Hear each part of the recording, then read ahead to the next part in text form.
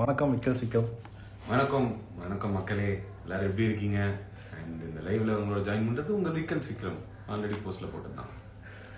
So நீங்கள் வெளியே வந்தோடனே மக்கள் ரெஸ்பான்ஸ் எப்படி இருக்குது? ரொம்ப பாசிட்டிவாக இருக்குங்க. உள்ளே வந்து நம்மக்கிட்ட சொன்னதெல்லாம் பார்த்தா நான் என்னமோ ஏதோ நினச்சேன்.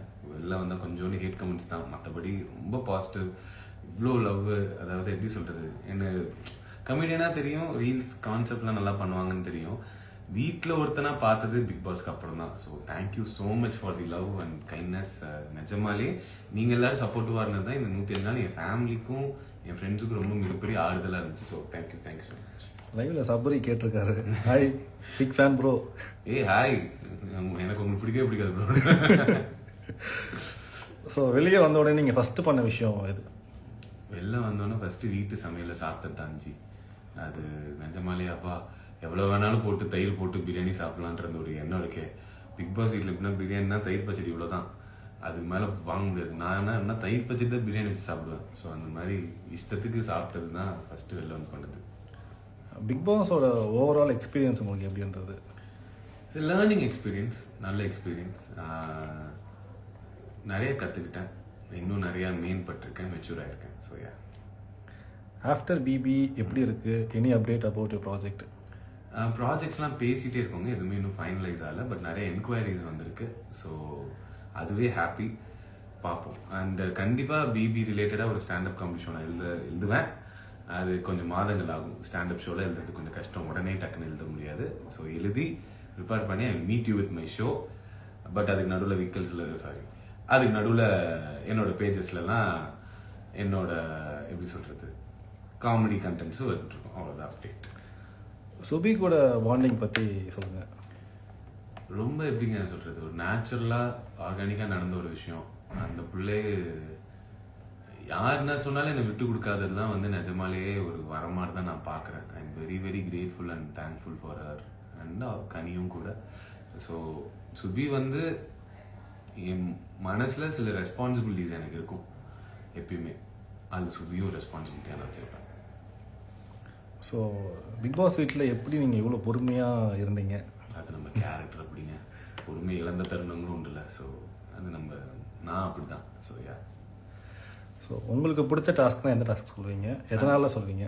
அந்த தலை டாஸ்க்கு, அந்த ஜிம் பால் எல்லாரும் குச்சி போய் விளாட்னாங்க, அது எனக்கு ரொம்ப பிடிச்சிருந்துச்சி. ஏன்னா அது ரொம்ப ஸ்போர்ட்டிவாக எல்லாரும் விளாட்னாங்க. யார் ஜெயிச்சா தோத்தான்றதை தாண்டி அதுக்கப்புறமா அதுக்கு ஒரு பெரிய கமோஷன் வந்து ரீகேம் போ அப்படி இப்படின்னு எதுவுமே வரல.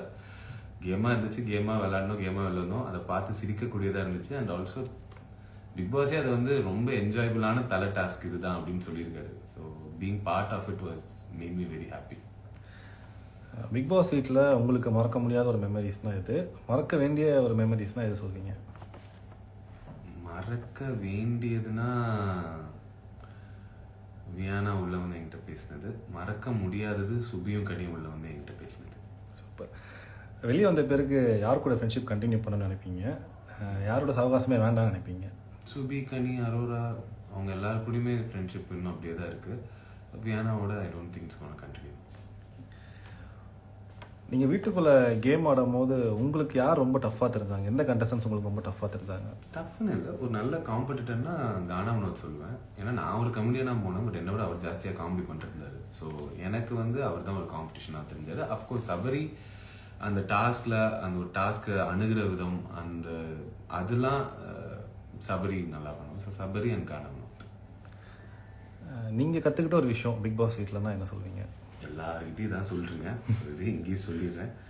நீங்கள் நல்லவனாக இருக்கனாலும் உங்களை எல்லாம் நல்லவன் நினைப்பாங்கன்றதெல்லாம் ஒன்றும் கிடையாது. நீங்கள் நல்லவனாக இருக்கீங்கன்னா அதுக்கான பாசிட்டிவ் நெகட்டிவ் எந்த கான்சிக்வன்ஸ் இருந்தாலும் நீங்கள் தான் ஃபேஸ் பண்ணணும். நீங்கள் நல்லவனாக இருக்கிறது உங்கள் சாய்ஸ், அது நீங்கள் உங்களுக்காக பண்ணுற ஒரு விஷயம். அண்ட் உங்களை பற்றி யாராச்சும் நல்லதாக பேசணும், அது நீங்கள் நல்லவனாக இருக்கனாலே ஒருத்தவங்க பேசுகிறாங்கன்னா அதெல்லாம் உங்கள் ஹார்ட்டை பார்த்து பேசுறதுலாம் ரொம்ப சொற்பமான மக்கள் தான் பேசுவாங்க. ஸோ அவங்களெல்லாம் எங்கேயும் விட்டுறாதீங்க. பட் உங்களை பற்றி யாரும் நல்லதாக பேசுகிறாங்கன்னா ரெண்டு விஷயம் இருக்குது. ஒன்று, உங்களால் அவங்களுக்கு ஒரு நல்லது நடக்கணும், இல்லை உங்களால் அவங்களுக்கு ஒரு கெட்டது நடக்கணும். அதை தடுக்கிறதுக்கோ தவிர்க்கிறதுக்கோ அப்படி பேசணும். ஸோ இதெல்லாம் நான் பிக் பாஸில் நான் கற்றுக்கிட்ட ஒரு மிகப்பெரிய விஷயம் தான். ஸோ மச் லவ் ஃப்ரம் மக்கள். மக்களுக்கு என்ன சொல்ல விரும்புகிறீங்க? மக்களுக்கு நான் என்ன சொல்ல விரும்புவேன்னா, நீங்கள் உங்கள் எல்லாருக்கும் எங்கள் எல்லாருமே பிடிச்சிருக்கு, எல்லாம் தெரியும். வீட்டில் இருந்த எல்லாருக்குமே ஃபேன்ஸ் இருக்காங்க. But what I am seeing is ஏன் ஃபேன்ஸாக இருந்துட்டோ இல்லை வேற யார் ஃபேன்ஸாக இருந்துட்டோ இங்கேருந்து அங்கே போய் திட்டுறது, அங்கேருந்து இங்கே வந்து திட்டுறதுன்னு ஓடிட்டு இருக்கு. அது இல்லாமல் நீங்கள் உங்கள் ஆர்டிஸ்ட், உங்களுக்கு பிடிச்ச ஆர்டிஸ்ட் யாராக இருந்தாலும் அவங்கள என்கரேஜ் பண்ணுறதுலேயே டெவலப் பண்ணுறதுலேயே கான்சென்ட்ரேட் பண்ணுங்கள். இன்னொரு ஆர்டிஸ்ட் மேலே என்ன இருந்தாலும் அவங்க கிட்ட போய் ஹேட் பண்ண வேணாம். ஏன்னா என்னதான் இருந்தாலும் கடைசியில் எண்ட் ஆஃப் த டே எல்லாரும் தனி மனுஷன் தாங்க. எல்லாருக்கும் ஃபேமிலி இருக்கு. Everybody is going through stuff. What ever happen, யாரோட ஜட்ஜ்மெண்ட்டும் யாராலையும் மாற்ற முடியாது. உங்கள் தாட் ப்ராசஸ் உங்களோடது தான், அது எல்லாருக்கும் தெரியும். We are all fighting for our survival and என்ன சொல்கிறது, for our families and stuff தான்.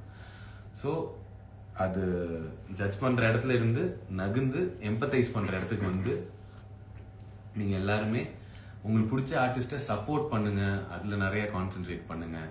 ஹேட் அப்படியே ஸ்லோவாக தவிர்த்துட்டு இந்த ஹேங் ஓவர்லேருந்து வெளில வரலாம்னு நினைக்கிறேன். So please do that.